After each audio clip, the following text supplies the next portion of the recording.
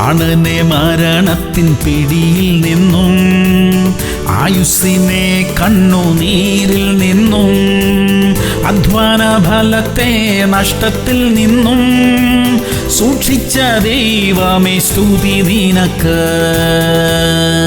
2 തെസ്സലോനിക്കർ 3:2. വല്ലാത്തവരും ദുഷ്ടന്മാരുമായ മനുഷ്യരുടെ കയ്യിൽ നിന്ന് ഞങ്ങൾ വിടുവിക്കപ്പെടുവാൻ ഞങ്ങൾക്ക് വേണ്ടി പ്രാർത്ഥിപ്പിൻ. പ്രിയമുള്ളവരെ, ദൈവദാസന്മാർക്കായി പ്രാർത്ഥിക്കണം. പ്രത്യേകിച്ച് പ്രതികൂലങ്ങളുടെയും എതിർപ്പുകളുടെയും നടുവിൽ കർത്താവിന്റെ വേല ചെയ്യുന്നവരുടെ സുരക്ഷയ്ക്കായി പ്രാർത്ഥിക്കണം. അവരുടെ കുടുംബത്തിനായും കുഞ്ഞുങ്ങൾക്കായും പ്രാർത്ഥിക്കണം. അവരുടെ ആവശ്യങ്ങളെല്ലാം തക്ക സമയത്ത് നിറവേറപ്പെടാനായി പ്രാർത്ഥിക്കണം. അവരുടെ ആരോഗ്യത്തിനായി പ്രാർത്ഥിക്കണം. കഴിയുമെങ്കിൽ നമുക്കറിയാവുന്ന ദൈവദാസന്മാരുടെ പേര് എഴുതി വച്ച് പ്രാർത്ഥിക്കണം. നിശ്ചയമായും ഒരു വലിയ പ്രതിഫലം നമുക്കുണ്ട്. പ്രാർത്ഥിക്കാം. സ്വർഗീയ പിതാവേ, പ്രതികൂലങ്ങളുടെ മധ്യത്തിലായിരിക്കുന്ന ദൈവദാസന്മാരെയും അവരുടെ കുടുംബങ്ങളെയും അനുഗ്രഹിക്കണമേ. അവർക്ക് വേണ്ടതായ സുരക്ഷ നൽകണമേ. അവർ ചെയ്യുന്ന ശുശ്രൂഷകളെയും അനുഗ്രഹിക്കണമേ അപ്പാ.